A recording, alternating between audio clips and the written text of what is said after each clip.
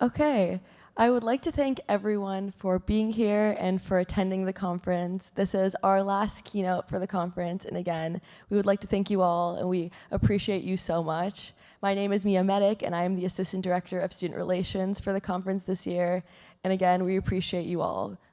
I am very excited today to introduce Ms. Katrina Dudley, and again, first, can we have a very warm welcome?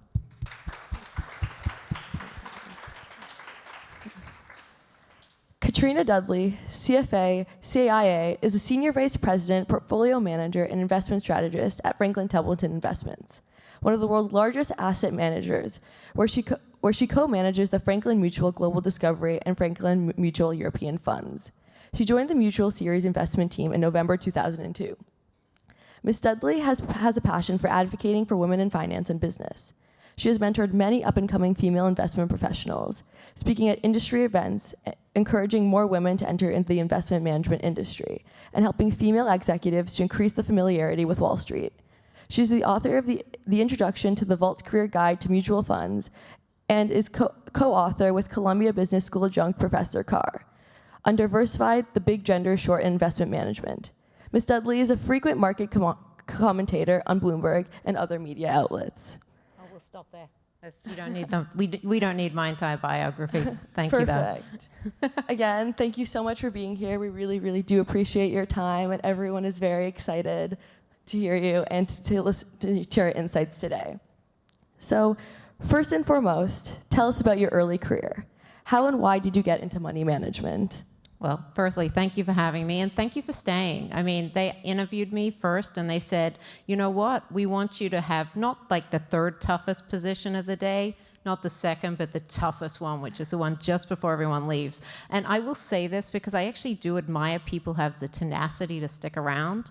If you come up to me afterwards and give me your name, I will let you have like a 20, 30-minute career chat with me as kind of a thank you for sticking around.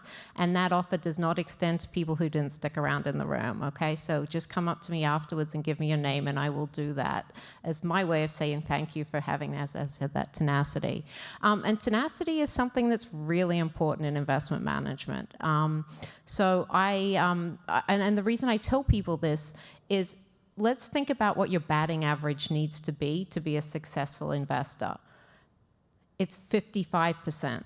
That's all you have to get right is 55% of the time, and then you get 45% of your investments wrong. That's really tough numbers if you don't have confidence, because you're going to make an investment and something will go wrong. Something unintended happens that will derail your investment thesis and make you think again. So this is an industry that I say you have to have tenacity in, and you have to have that underlying belief. So how did I get into this business? Well, first of all, I have a background in law and in commerce. I went to school and I did my undergraduate degrees in Australia. And our law degrees are actually not a graduate degree. I came out of that, and I wanted to go into a really unique area called family law valuation. And family law valuation is a particular area of valuation in Australia that's set up for when couples are divorcing. So you can imagine the clients you get, they're not exactly the happiest people in the world. And they're fighting. And so we would come in and value their assets for the purpose of equally dividing them when necessary. And I did that, and I loved valuing stuff. I had so much fun. And so I moved up into our corporate finance area, and I used to do really esoteric valuations up in valuation land. We valued the rights of someone who'd given up a TV slot. How much did that cost them in terms of premium advertising revenue? I'd value non-compete agreements for executives. But everything we did when I used to be a valuation advisor, no one really wanted us there. Okay, we would turn up, we were the people who were doing the valuations for the audit. So we were telling you what something was worth like 6 months ago, 9 months ago, and that wasn't fun. And the fun times were when I valued like the non-compete, and that business actually ended up going away due to regulatory reasons. But I loved interacting with CEOs and CFOs, and the way you value a non-compete is you ask an executive, how would you destroy this business if you're able to compete with it and you weren't subject to the non-compete agreement? And so we'd have these hour-long discussions, and I'm like, I like that. So what I did is when I finished my master's degree, I worked out where I could do that every day. And investment management is where you get to do that. So I go in and I talk to CEOs. Now, I usually don't ask them how they're going to destroy the business through competition, but we're trying to work out how are they protecting the business against competition? What are they doing? How are they reinforcing the culture? And that's what investment management is all about. It's having those conversations with investors. So that's a long story about how I got into investment management, but it was a kind of windy journey there. I didn't go straight into it, but once I found it, I've been here for a long time and absolutely love it. Thank you so much. That was so incredibly insightful. And I think a common trend that I've been hearing at the conference so far and between students is this idea of potentially non-conventional pathways and exploring different career paths. And at the international conference this year, we're very excited to have executives from a variety of different industries and provide students the opportunity to explore different career paths and hear different career journeys. So then to follow up, you've been with Franklin Templeton for 20 years, a significant chunk of your career. What keeps you there? Number one, I actually do like what I do, and I really think that everyone will say you've got to love it and everything. There are two types of careers that you can have, and I want to be really clear. There's someone like me, I like it. I like valuing companies. I get up and do that every single day. There are also other jobs, and people, we need to be very clear about this, that give you a paycheck and give you the opportunity to do something else that you really love that may not pay or not pay very well. So, for example, I have a very, very close friend of mine who works in a compliance department. It is a job that starts at 8 and she ends at 5. And she only has to do it 5 days a week. Her passion is coaching people who are in prison and providing coaching services. That's what she loves to do, but that business does not pay the bills. And so she does that as her passion, and she has a regular job that she's very successful in, but she knows that she's hours limited. And I think that they're the two types of careers that people need to be thinking about. And then there's degrees in between.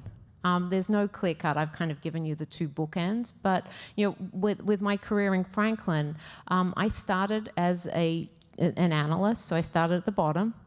I had done a brief stint at another investment manager, but I started as an analyst, and then I just worked my way up. I became what we call an assistant portfolio manager. I then became the co-portfolio manager and then the lead. And if anyone can tell me the difference between those three roles, God bless you. There's not a lot. But the fact is, an assistant PM, I tell you, is like a PM with training wheels. So we're teaching you how to manage a portfolio. Because managing a portfolio is very different than stock picking. I think we've all trained everyone to think that picking stocks makes you a really good portfolio manager, but it doesn't. And so we train people in terms of risk management, position sizing, cash management. There's marketing. How do you present the portfolio? So there's a lot of different aspects that we do there. But yeah, I like that. And then the other thing that I've done well at Franklin is just managing up. So I actually have a lot of good a lot of people higher up in our organization who have risen up with me. And I think that just having those relationships has been another reason that I've stayed there. Absolutely. And the major theme of this year's conference is community through business, and focusing on how community and the relationships are made are so pivotal to work being done, whether that be your own personal pursuits or within the workplace. So that being said, what practices does Franklin Templeton employ to enhance community in the office? How do these practices influence the day-to-day life of employees? So we do a couple of different things. So I'm in one of our specialized investment management divisions, so we have 19 different, as we call them, SIMs. So within our division, we need to form a community. We'd spent 2+ years out of the office, and as much as we think it's great, and Zoom and Teams have been phenomenal, we had a lot of people we onboarded, and we needed to recreate that community. So post-COVID, we actually did our first ever offsite. And I actually, for the first time, met a number of my new colleagues. A lot of them were taller than I anticipated. A couple were shorter. And that was the interesting thing, because you have height perceptions on Zoom that don't translate into the real world. And so I think that was one of the things we learned. But we got that. We had an off-site deliberately to reconnect all of our teams together. During COVID, we also had a management transition. So our CEO retired and we had a new CEO come into my division. So it was even more important to have those connections. And then Franklin as an organization is a huge supporter of our community. We do that. We have two areas. We support education and we support financial literacy. Somewhat some in the same, but on financial literacy, we support organizations like Rock the Street, Wall Street, and then on the philanthropy side, we also support a lot of causes that our employees are involved in. We give our employees 2 business days a year that they can take off and volunteer, and they're not considered time off. We also give them credit for volunteer hours, so every 20 hours that you log as a volunteer, we will then send a $250 gift card to a charity of your choice. We do what most organizations do, which is employee gift matching. So there's a lot of different ways that Franklin does it. And then finally, something that's happened realistically under our new CEO, Jenny Johnson, took over just at the beginning of COVID. She not only took over at the beginning of COVID, she also announced the largest acquisition in our firm's history at the beginning, just before COVID started. So we've had a lot of transition during COVID. But Jenny Johnson has done a lot of things to egalitize our organization. So instead of just having the top leaders listen into the quarterly call, she's made it available to all of our employees. And she uses that opportunity to communicate our priorities and to communicate what we're doing. One final thing I will say, because Jenny and I talk about this. Investment management, everyone thinks that everyone reads the front page of the Financial Times, and you see like half of the hedge fund people that I know going after Starbucks and going after your Starbucks barista. And people think that investment management is kind of a bad industry. Take a look at Hollywood and what they've done for us. I mean, Hollywood's, everyone. I mean, you all saw The Wolf of Wall Street. I mean, they were hard partying, coke doing people. Even The Big Short, which was specifically about investing. Okay, he did his research in a strip club. Okay, that doesn't happen. Okay, we're not a Me Too industry. We say we manage money for the Harvey Weinsteins of the world. We don't work with the Harvey Weinsteins of the world, and that's important. But the thing is, when you're in investment management, think about what we're doing. We're actually securing the financial future of the people who have invested with us. I mean, what greater purpose can you have in knowing that your college is paid for, or that your house deposit is secure, or that your kids' college funds are secure? Also, think about what we do on the ESG front as well. So we do a lot of good in the investment management business, and I think as a firm and as an industry, we just need to be much better about communicating that.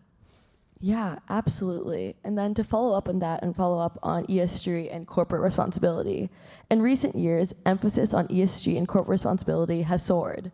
Have you felt a meaningful shift in investment strategies given these new ideals during your time at Franklin Templeton? Okay. Does everyone know what ESG stands for? Okay, I can see nods, perfect. I have to remind executives, though, that the S in ESG is not sustainability, it's social. Okay, so there is a social element to this, and looking after employees. If I go back 5 or 10 years and I look at what ESG was back then, it was a very niche area of investment management. Actually, we talked about the book that I wrote, and we interviewed a lot of successful portfolio managers, female ones, and many of them had been successful in niche areas like ESG, and that's where they'd made their name. ESG is now obviously mainstream. My personal view is that ESG as a category of investment will not exist in the future. It'll just be part of investment management. So we have, for all of our investments, we are required to do an ESG analysis. We are required to do an ESG matrix. We look at, for my sector, and it's all sector specific, but we'll look at waste. I cover industrial, so we'll look at Scope 1, Scope 2 emissions. Scope 3, it's still a little iffy, and the reporting consistency isn't there across all of our companies. We look at diversity. We look at diversity at the board. We look at the diversity in the company. But ESG is part of our strategy. But then think about it. If you're investing in a company that is a coal-fired power plant, you know the business is going away. There's a lot of people who want that business to stop. And so ESG is part of your financial analysis, because you need to work out, when do I stop the cash flows from that investment? And it doesn't, though, make it a bad investment. There's a famous industry, famous saying about like the cigar butt industries, a couple of puffs left. No one likes them, but there's still, often you can make a ton of money investing in those types of things. With a coal-fired power plant, number one, most of them already exist. And so what are we looking at? Well, we're looking at how much can you cash flow out of that, and what do I have to invest to make it, more green or less polluting? And is there an ROI on that investment? And then when do I think it's going to get, retired? Because we know that that's where ultimately it's going to be. And so it's actually quite a complex analysis, but it's also part of the transition. Because we can't just wake up today and say, I want all of my energy green. Because if that's what everyone wants, we'll have to turn off all the lights, no computers, no cell phones, because there's not going to be enough electricity production. And so there's just so much that needs to happen in that transition period. And so we look at, number one, what are the assets that will be used in transition? Can we make those assets greener? Does it make sense to make them greener? And then we also, for our investments, the ones that we own, we don't just only invest in, say, best-in-class companies. We look at investing in companies based on valuation, but we also do acknowledge whether or not they're ESG friendly or not. Yeah, and thank you so much for that answer. At this year's conference specifically, we've seen a wide range of interests, specifically students interested in ESG, corporate responsibility, and its relation to large investment firms.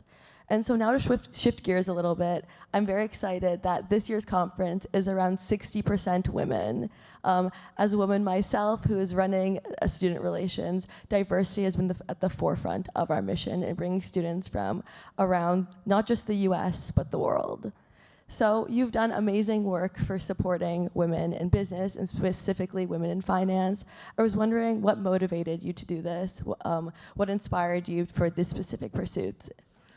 So I've been investing, as you know, for over 20 years. And when I started, I was the only female in the room. And fast forward 20 years, I'm still the only female in the room. And it's frustrating. And so I actually had a chance encounter with an old friend of mine, Professor Carr, and she'd just come from a faculty meeting up at Columbia, and she'd sat next to the editor in charge of Columbia Business Press, and they'd been talking about the lack of books that had been written by adjunct professors, and Ellen is one. And so we started talking at this chance meeting in Central Park about the lack of diversity, and she was talking about start writing a book. I said, well, if you need a co-author, I'm interested. And I talked to a lot of women, and I talked to a lot of younger people about it. You sometimes just have to put up your hand.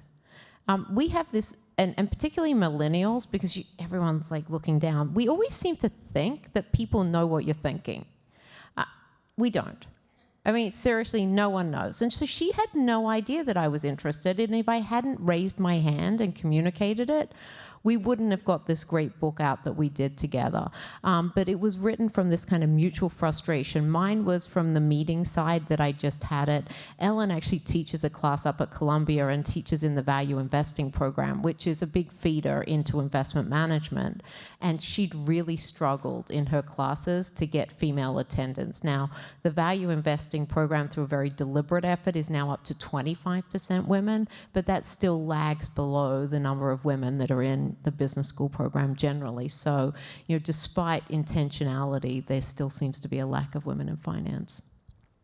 Yeah, absolutely. And I think a common trend of conversation that I've had with many of the female attendees at this conference is that the struggle of being the only woman in a room or the only woman in your microeconomics seminar potentially.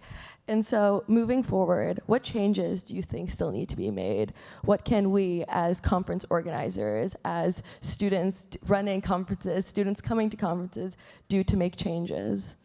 So as part of the research, we actually studied the investment management supply chain. So we went and interviewed over 400, or surveyed and interviewed over 450 undergraduates to see why they weren't going into finance. And it turns out you can't be what you can't see. That simple. And so it is access and exposure to senior women in finance that tends to be the factor that changes people's minds that they can get there. Because if you think about it, if we don't get people initially recruited into investment management, we can't then focus on retaining them. If we can't retain them, we can't promote them. And if we can't promote them, we don't have a lot of females at the top of finance firms. And guess what? We're stuck on that flywheel. So a lot of what we're trying to look at is ways to stop that. At the recruiting stage, I think a lot has been done to get more women in the front door, and I think there's been very deliberate efforts. What we're seeing is the leaky rung, and McKinsey talks about it as being that first rung it's quite leaky, but that leakage continues up and up and up and up as we go through to the top. What Franklin we're looking at doing is one of the things that we've acknowledged is that men are promoted based on potential, and women are promoted based on performance.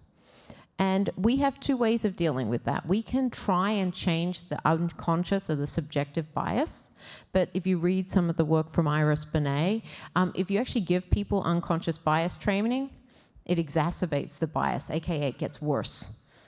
Okay, so that doesn't work. So what are we looking at? We're looking at programming where we give women the skills for the next job before they have it. And we're piloting.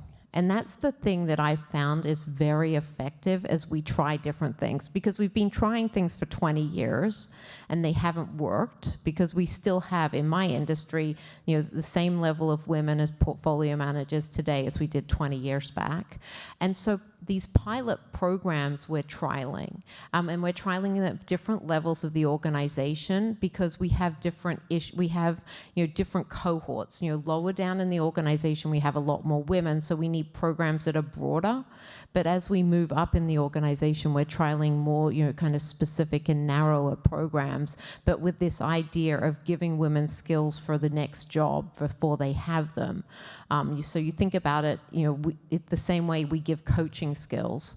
Often people are coached into a role, and we're guilty of it in most, and I think most organizations, is we coach you once you have the job, how to do it.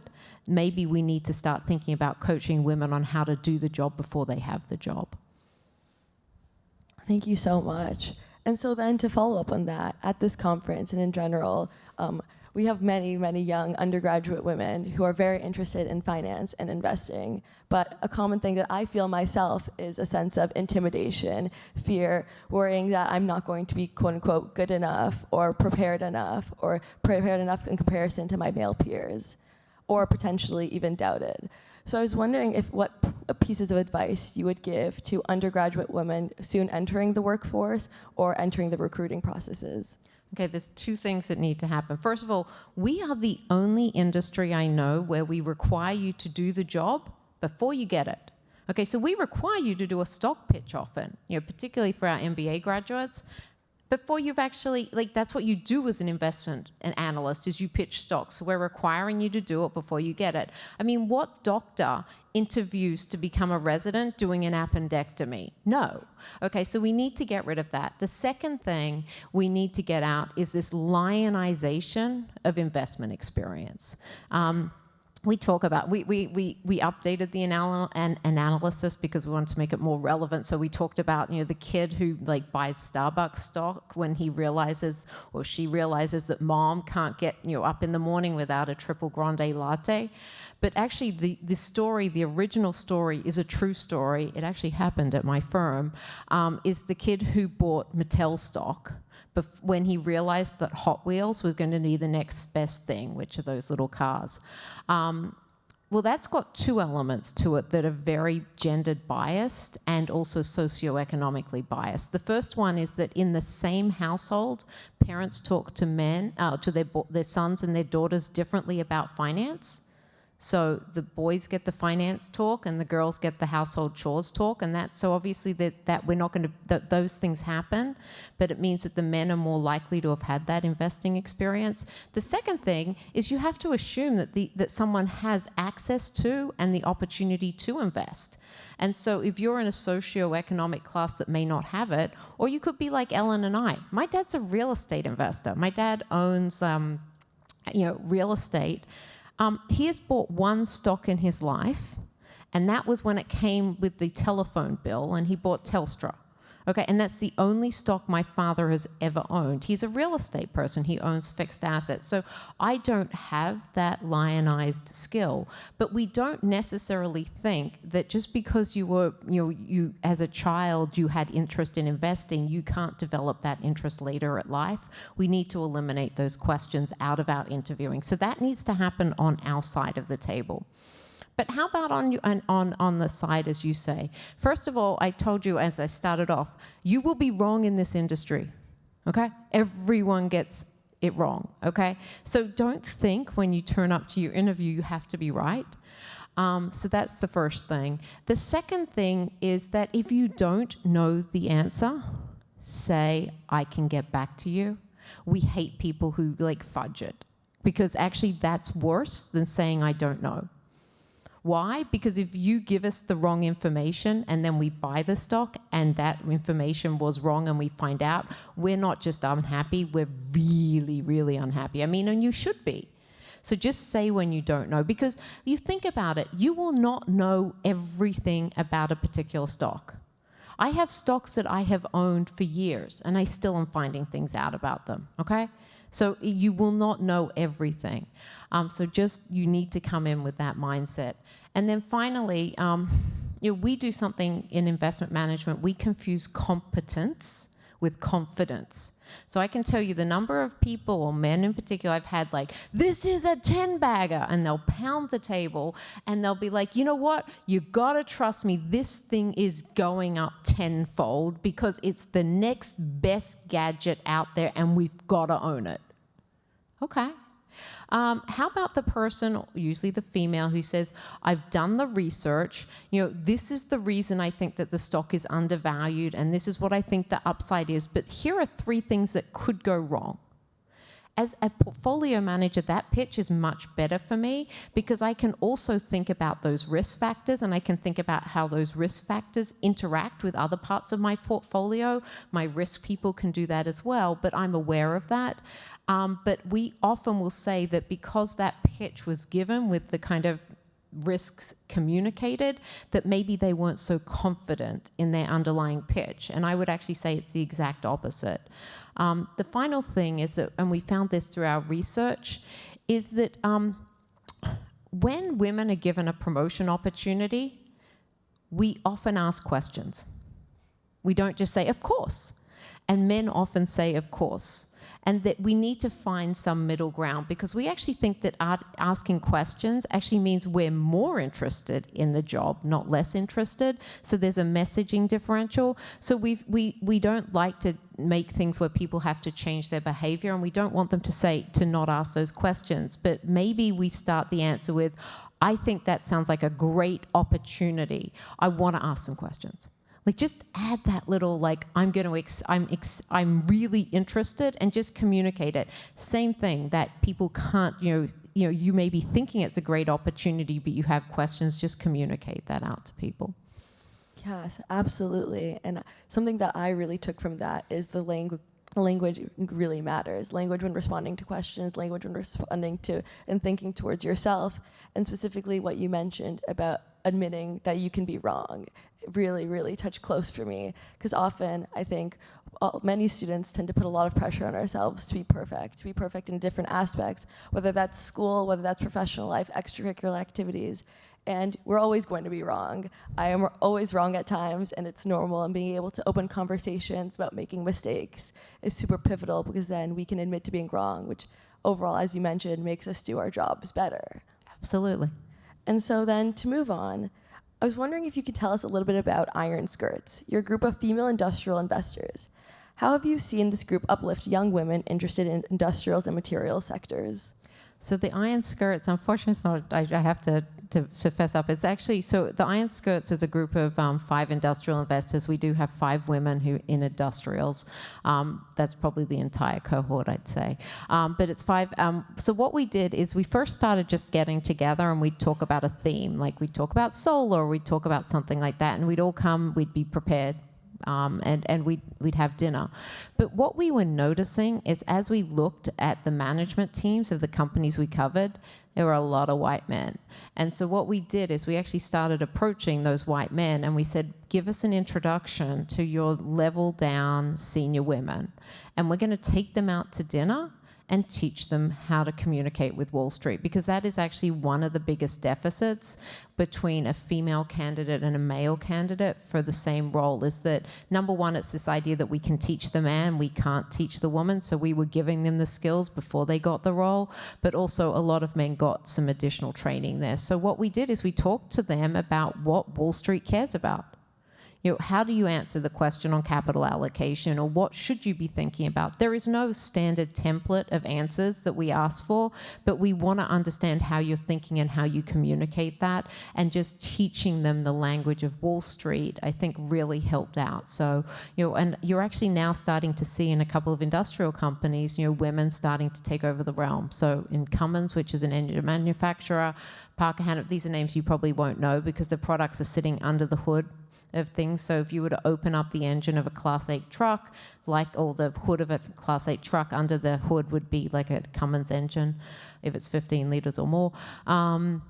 If you were to look at Parker Hannifin, if you were going into a piece of Caterpillar equipment that's excavating the roads all over New York City, the hydraulics, the things that make things move, are Parker Hannifin, and Tom Williams is about to hand the reins over to a female. So we're starting to see some change, but it's a glacial pace. Yes, absolutely. So then to follow up on that, what more do you think should be done or could be done to improve this? Wow, we have a long period, we think. So there's so many things. There's little things and big things. And I talk to my colleagues, people who are in my generation, about what we can do.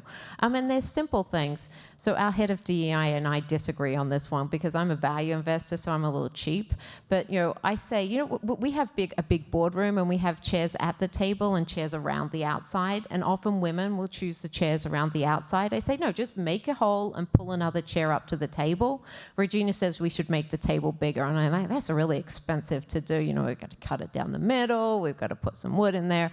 It's easy just to create more room. But it's those type of things.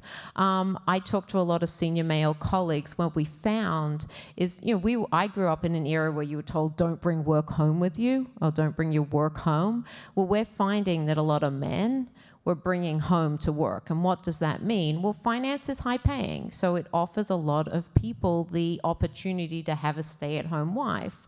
But what was happening is these men were looking at the women who were still working and saying, hey, you have 4 kids. My wife is at home with our 2. Why aren't you at home with your 4? And that mentality that you should be staying at home because my wife is staying at home was wrong. And so we need to undo those type of, those gendered constructs that get brought into the workplace. And that's one of the benefits of COVID. Is that now, working from home is actually now seen as available to both men and women. I was talking to one of our senior portfolio managers, and he just looked at me, he goes, yeah, I can't meet at 3:30. I'm like, why? And he goes, I got to pick up my kids from school. I'm like, totally fine. Can we do it at 5? He's like, yeah, they'll be doing homework. That's fine. I've said that works for me. Mine will just be screaming in the back. But it's fine.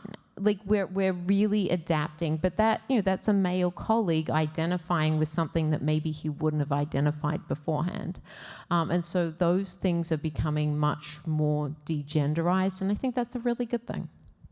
Absolutely. And you have mentioned how the COVID-19 pandemic has shifted community and how community has looked like in the workplace. So moving to talk a little bit more about that, how do you think specifically at Franklin Templeton, over the past few years with community looking very differently, for either better or for worse, have things shifted? And more to elaborate on that, how are we finding a balance from moving back to in-person while also learning to be more accommodating? It's interesting. We renovated our office during COVID, and we actually all got offices. And I told people we could have a party in mine. It's so big. But I use it the whole of 2 days a week because I actually now split my time between our New Jersey office and our New York City office. So I'll do 2 days usually in New York City, which is close to my house. I actually live here. And then I'll commute out to New Jersey for the other 2 days. Because I think there needs to be there needs to be a balance. I appreciate the flexibility that working from home offers people, and I think it's great. But you miss those water cooler conversations, and you miss the mentoring conversations that are so important, and you miss the opportunity to develop sponsorship relationships. Okay, and so they're the three things that are really hard to do over Zoom. And I really don't want to, I love the technology. I like the flexibility for me on Fridays to be able to work from wherever I am. But those sponsorship relationships are really important. So let's just talk about this. And for the women in the room, I really am probably over-targeting you. But there is a difference between a mentor and a sponsor. So a mentor talks about you when you're in the room. A sponsor talks about you when you're not. Women historically are over-mentored and under-sponsored, okay? So let's talk about how you develop a sponsorship relationship. So someone like myself, I can sponsor younger people in my organization. So how do those relationships happen? Someone will approach me and ask me to have coffee, and I'll do that. And then I'll listen to what they have to say, and I'll work out if I can offer them something in sponsorship and helping them get the next leg up in the organization. And those sponsorship relationships can be short-term or they can be much longer-term, and I have a combination of both. The mentorship is something where you're looking for people that you can get advice from at different points in your career. So when you're thinking about doing your mentorship, do not go back to your sorority house and get 5 people who look like you and the same age as you, because that is not a diverse mentorship network, and it's not going to help you. Okay?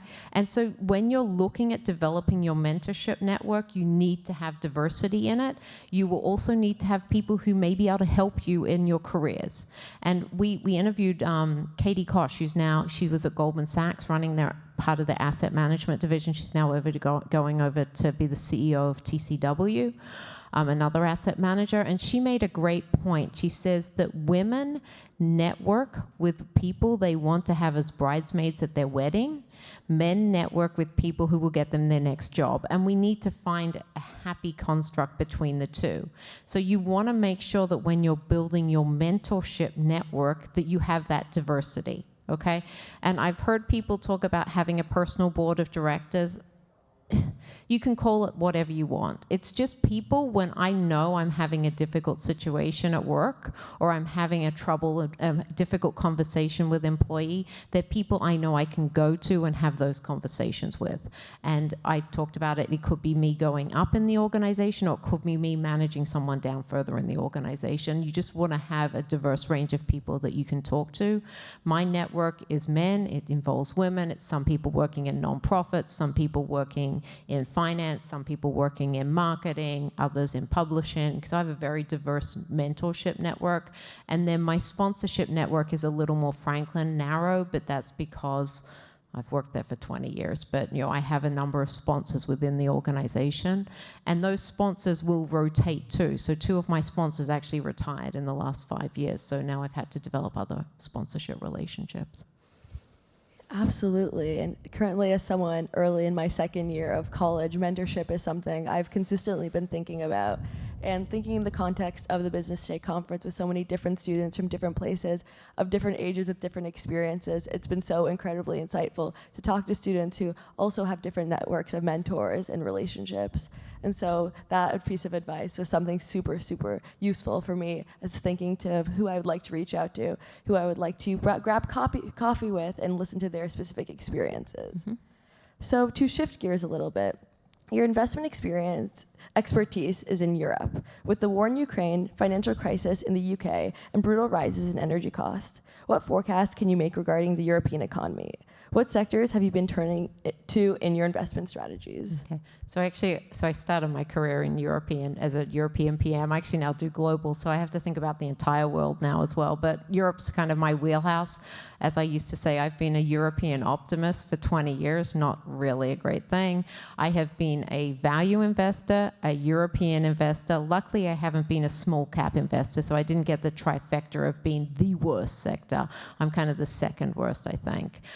So Europe has got, I love threes. If you ever do anything on media, the rule of 3 is like the way you do it. So if anyone interviews you for a media interview, just have 3 points.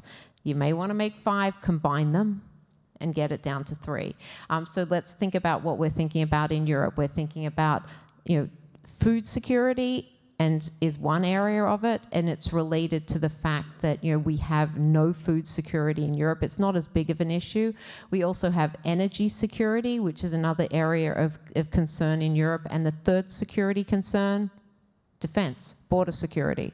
These are 3 things that didn't exist in Europe at the beginning of the year. Okay, at the beginning of the year, we were not thinking about any of these things. If you go back, at the beginning of the Trump presidency, actually in his, in his campaigning, he made a point that not many people in America realized. America was still paying for 20% of Germany's defense budget. That would be a developed country that can afford it, and we were still paying the tag. Now, obviously, that's ceased and stopped, and Germany's now obviously increasing its defense budget, as are many other European countries. But those issues have really not been at the fore. So suddenly, in sectors, defense companies in Europe are suddenly really hot commodities. The problem is there aren't that many of them because they really haven't been investing. So when you've had an industry that's had no growth. So that's one area where we've been seeing opportunity. The second thing is we look at opportunities. We like to look at areas where I say it's a really simple business model complicated by the accountants. And so I just talked about this recently. We love a company called AerCap, which is aircraft leasing. So everyone hates aircraft. Everyone hates the airlines at the moment. And this is a business that leases aircraft to airlines. Well, because of all the balance sheets being decimated, they need them more than ever. Number one. Number two, they did a really big deal during COVID and they doubled down. So they bought the GE Aviation Services business. So they're now like the go-to leasing company. They've got a portfolio, and we know the benefits of portfolio diversification, but the accountants came in, because leasing is really easy as a business, okay? I mean, believe me, you basically, here's the aircraft, I'm going to charge you 8% per year, and then when you give it back to me, we're going to have a little chat. Okay, and what's that chat going to be? Is it in good condition? And that's okay. Is it in really good condition, so I owe you a bit of money? Or is it in bad condition and you owe me money? That is what leasing is all about. Okay, but the accounting firms make it very complicated, and there's a whole, we could be here, and then you add in acquisition accounting, and it's even worse.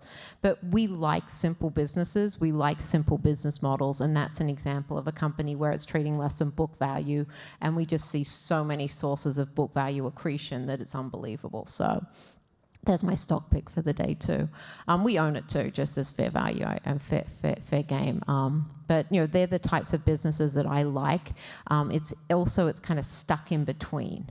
So it's almost a big enough cap that people have to pay attention to. But most places are like us. We analyze things along GICS, or the Global Industrial Classification.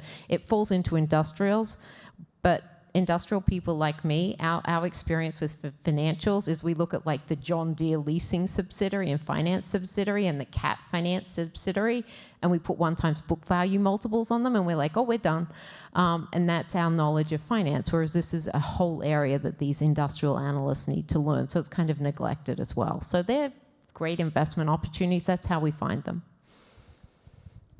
And so, in addition to this expertise that you mentioned and your specific investment expertise, you're also an author, as you mentioned earlier.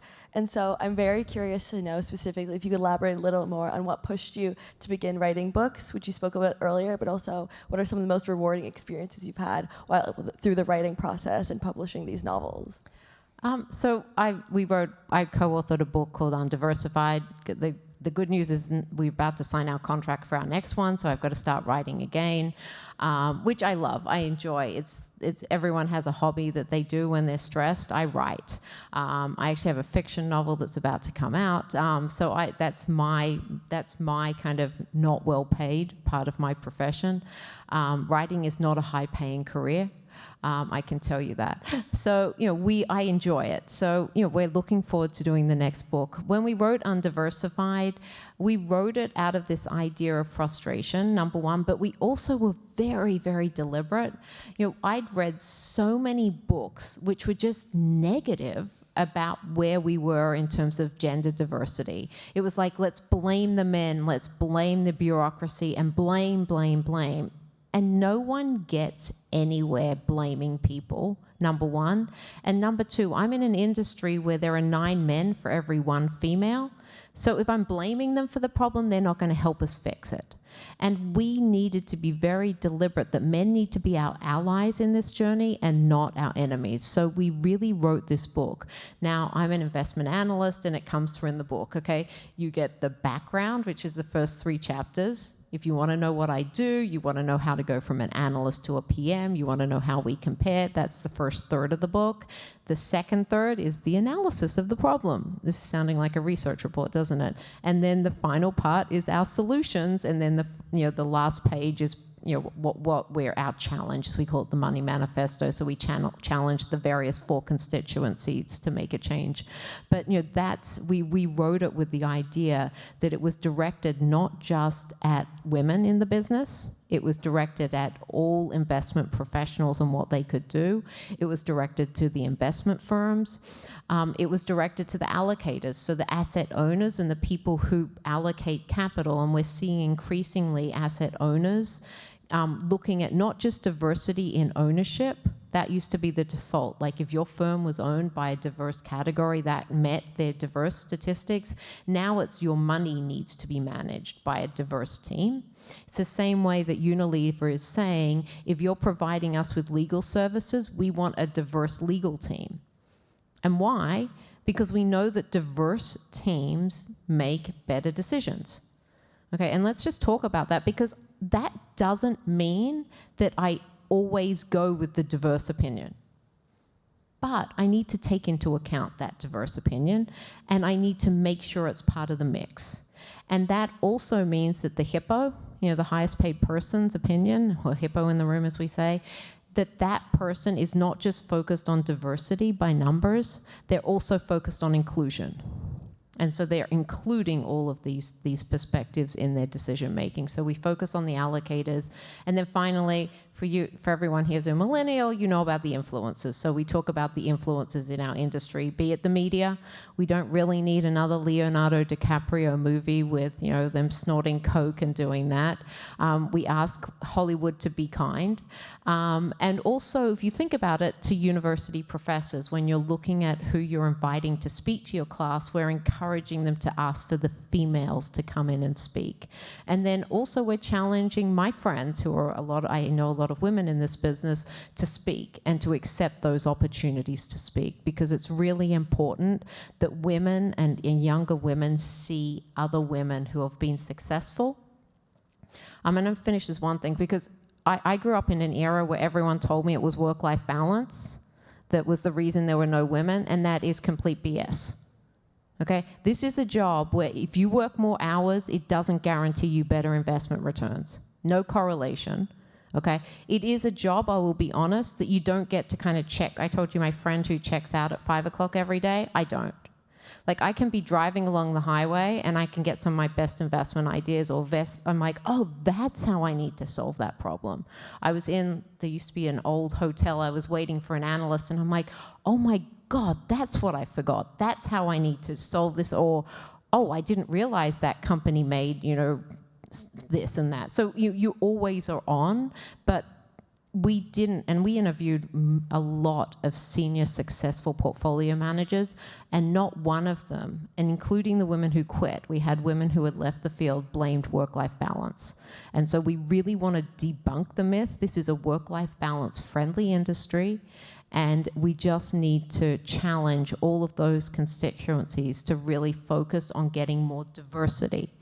And that means I haven't talked about getting rid of all the white men.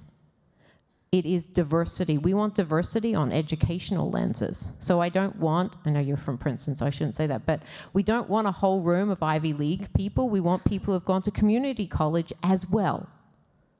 as well. Keep adding the as well. We want people with ethnic diversity, with racial diversity, with gender diversity, with age diversity. We want young people and old people in that room. And why? Because I want to get the best returns for my clients. And the way I get the best returns for my clients is having the best decision-making team. And that team needs to be a diverse team. Absolutely. And reflecting on the admissions process for the specific international conference, when looking at the cohort of the students that are here, it was a priority to have students from a variety of different institutions, of different calibers from around the world and around the US. And again, what you mentioned about having these different perspectives is what I believe makes the different executive seminars, the different questions, the different insights so impactful for me as an assistant director, but as well as our entire team.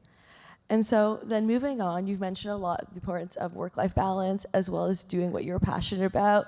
What your remarks about the book and how you enjoy writing has really been impactful for me as someone who's been reflecting on potential career paths, as well as managing different interests I have. And I often find that women like myself have a lot of pressure to work, or potentially, for example, I found that a lot of the time a more science-based career path has been pushed on me rather than taking pursuit in the humanities. So I was wondering if you had any advice on balancing this external pressure, whether that is to be consistently working 24/7 versus balancing any passion projects that you'd like to pursue that might not potentially contribute to a quote-unquote high-paying career path? I don't give advice. I have to tell you, there's a gendered, there's such a gendered element to giving advice, okay? People seem to think women need it and they don't give it to men. So I don't give advice. I talk about what worked and what I wish I'd done better. I tell people don't assume that people can hear what you're thinking, because I just think that that's something you really should know. So they're that thing. In terms of, you want balance, but there's no definition of what balance is. I was told at one point I could have it all, and then someone the next day told me you can't have it all. You know, I was told one week I needed to lean in, and the next week you got to lean out. So there's no kind of any great solution to how you do it. At different points in your career, you're going to have different points of flexibility and different abilities to do things. I'll be honest, when I had a kid who was under the age of 1, probably a little more of my time was spent at home and less time spent networking. But you know, that didn't mean that after that I had gone through that transition, I didn't go back into the networking. In terms of writing a book, I started that when my kids were a little older because it was something that was a passion project of mine. It also coincided at a time where your career kind of will go like this, and it may plateau, and then it'll go like that. And that's how my career has happened. It hasn't been one straight line to the top. And I can tell you, I know a ton of CEOs and executives, and none of them have a career that's straight lined, okay? I mean, I've seen successful, I was reading a book by an industrial CEO. He was told by the head of GE that you're never ever going to be the CEO of a big company. Okay, he went on to be the CEO of Honeywell, and that thing now trumps GE in valuation, like called doubled. So he was told he was never be the CEO. He actually went off to some other company for a little bit. He was the 5th person on Honeywell's list of who they wanted to run that company, and did a phenomenal job turning it around. So his career was not one straight line up, but he was very successful, and I think that I can find examples of that throughout history. So that's the first thing. And so when you get to those plateaus, that's when I've obviously gone off and done something else sometimes, and I'll supplement my, what is a career plateau with something else. So that's when I was at a point with my career on the book 3 years ago, and I just decided to take a kind of detour, wrote the book, and then have now come back into my career. But it's not like that I haven't been working and I haven't been working hard, but I took a little bit of my social time and some other things and devoted it to doing that. Absolutely. Thank you so much. And I really appreciate the notions that you mentioned on how balance is different for everyone and balance is consistently shifting. And so we are almost out of time. However, I was wondering if you had any final remarks for our student attendees. We are so grateful for your time here today, and we cannot thank you enough for all these different pieces of information you provided, as well as your own experiences. So thank you again. My pleasure. Thank you for having me, and thank you for sticking around. I appreciate it.